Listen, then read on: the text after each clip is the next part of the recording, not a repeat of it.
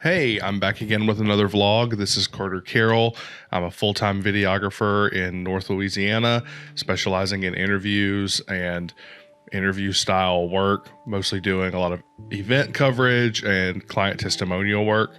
This time we're doing another family legacy video, which is where we interview people's family members to try to tell their life stories in sort of a personal documentary style.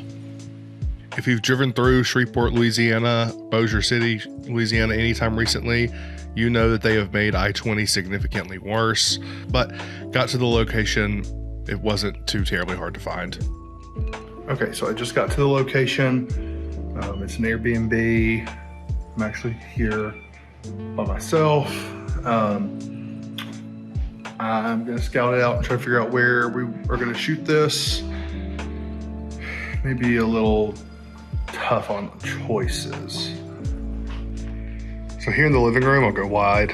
Here in the living room, got kind of some nice depth here. I think if I move that chair up to kind of where this table is, and maybe do a little bit of rearranging, I think maybe we'll pull off kind of a nice shot. I'll close those curtains maybe. We'll see. I just want to take a quick second to plug our new short doc. It's called Feeding Our Community. It's about a farm that some friends of mine own, but it's about a lot more than that. It really starts diving into the concept of food deserts and how rural communities get access to clean, fresh produce. Go check it out. Okay, so now I am going to try to figure out how I'm going to do this. I think the way I'm going to do this is I'm going to move this chair as well. I'm probably going to pop up my 4x4 frame here-ish. Camera's probably going to be back here. Boom pole over here for the mic. 4x4 frame with, I think it's a half soft frost or half stop, something, diffusion. And probably blast a 220 and a 300 through here, so I have almost 600 watts of light, because this backlighting here from outside is very bright. And now I'm out of frame because I'm an idiot and I'm not good at this YouTube thing yet. There we go, I can close it. Oh wait, it's not. I've got two curtains. That's nice. Okay, well that makes it a little less harsh. Maybe you could tell on camera. So yeah, I'm probably gonna blast two lights here. I already have the hair light from the outside light. And I might pop a 120 somewhere in here too, to kind of help with some of the lighting this room a little naturally too.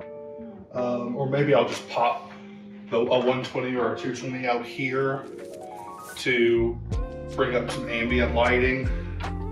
We'll see how it goes. Yeah, those plans quickly just flew out the door.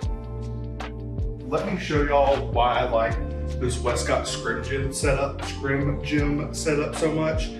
First off, this whole 4x4 setup is in this bag. It has the frame, two different materials, and the clamp to go onto a baby kit.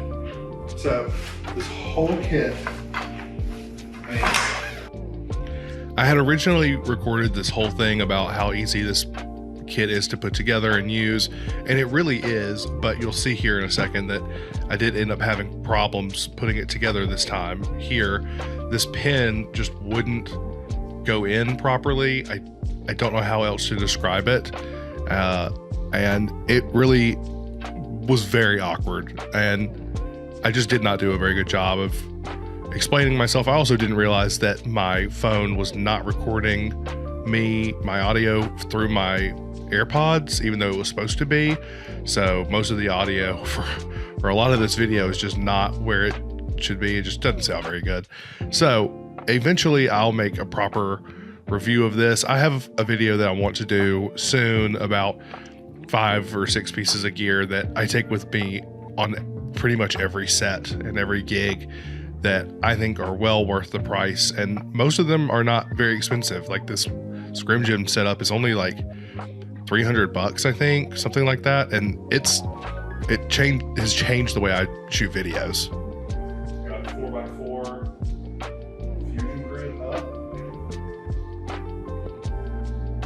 And I'll throw a sandbag on this to make sure that it's steady and safe. Good. That's super simple. Love the way that it packs down. It's great for what I need. Yeah, so you'll see here that I set up 2 lights like I said I was going to do, but it was just way too harsh and ended up with that curtains behind it. There was plenty of light in the room, so I ended up switching to just using the 300 with an octo box on it. It's double diffused in there already, so got a lot of diffusion going, and really happy with this way the light ended up working. Okay, so it was a bit of a mad dash. They texted me that they were on their way a little earlier than I was expecting them to. So I ended up having just the one light going through the diffusion. Going through this diffusion, so it's being double diffused. It's pretty hot. It's like at 65, 70%. You can see I've got the camera there. I was sitting here, over to the side. Boom pole right here out of frame. I think the shot ends up looking really nice. I mean, obviously with me, with my glasses, it's reflecting pretty bad. He also had glasses on, so there was some reflection in his glasses as well, but I think that it's fine for something like this. I mean, it was more about capturing the story, and you know, it needed to look nice enough. You know, these are projects that I really enjoy doing, and I really enjoyed this one in particular. The man had a really interesting story. He had a really interesting perspective on life, I think, and it was fun. So, and that's what matters at the end of the day, is having fun, telling stories, and doing the best work that I can. You know, this is a great setup at this sort of, it's really kind of triple diffused because the softbox is already double diffused. This extra diffusion is giving a lot of wrap that I really like. This curtain here is adding a lot of diffusion behind me. There's actually a TV here. This TV here is giving a lot of negative fill on this side, as well as this door being kind of dark gives quite a bit of negative. You know, it ends up being a pretty good shot. I'm actually gonna favorite this Airbnb. I mean, this family happens to be staying here right now, but I'm gonna favorite this Airbnb in case I need to do some kind of documentary interview in a space that is sort of non-identifiable. I mean, it's a pretty generic looking wall here, wall space. I mean, there's some art on this wall here that's about Shreveport because it's where we're at. You could take this art down and put something else to make this edge of the frame a little more interesting. I mean, you'll see here in the shot from the interview itself, it's a little more interesting because of the way I had it composed then as opposed to now. Yeah, overall, I'm happy with the way the shoot went. And the family that was here to listen was really happy with the way the interview went. So overall, pleased, happy with the way this went. And I've already been paid, which is extra nice. Extremely pleased with the way that the shoot ended up going. Wish that I could have had a little bit more time to get that lighting right so there wasn't such a harsh reflection in his glasses, but you know, you live and you learn, and it's going to be fine. They're not going to say anything about it. Most clients aren't that concerned with that sort of thing unless you're shooting big high-end commercials or, you know, high-end documentary work. As an update to the broken microphone issue in the last vlog, where the rental company sent me a broken microphone, I'm very happy to say that they did give me a full refund for it. They, you know, inspected it once they got it in, and they were like, "Yep, you're right. We don't think that you did this." So they gave me a full refund on that, and a few other things that were some smaller items that I had rented because of renting that microphone kit. So I'm very thankful for Lens Rentals for taking care of that properly.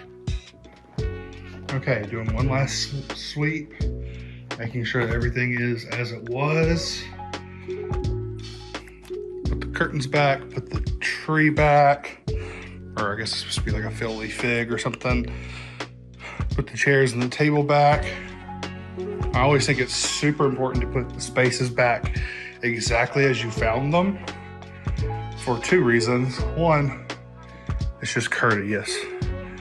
Second off, you never know who's going to see or know that you are here and know whether or not you have put a place back. So like, for instance, the family of the man that I interviewed today is staying here, so obviously they're gonna know. But also, the Airbnb owner knew that we were filming in here today, and I would hate for them to know that I didn't put it back, because that could potentially hurt business. Anyway, the car's all loaded up. I have my keys, my phone, and my AirPods. I think I have all my gear, so it's time to head home. Anyway, thanks for checking out this video. Thanks for following along with this vlog. Really appreciate every one of you for watching, and let's stay in touch. Leave comments, questions, critiques, criticisms. What are some other C's? Condemnations in the comments. See you.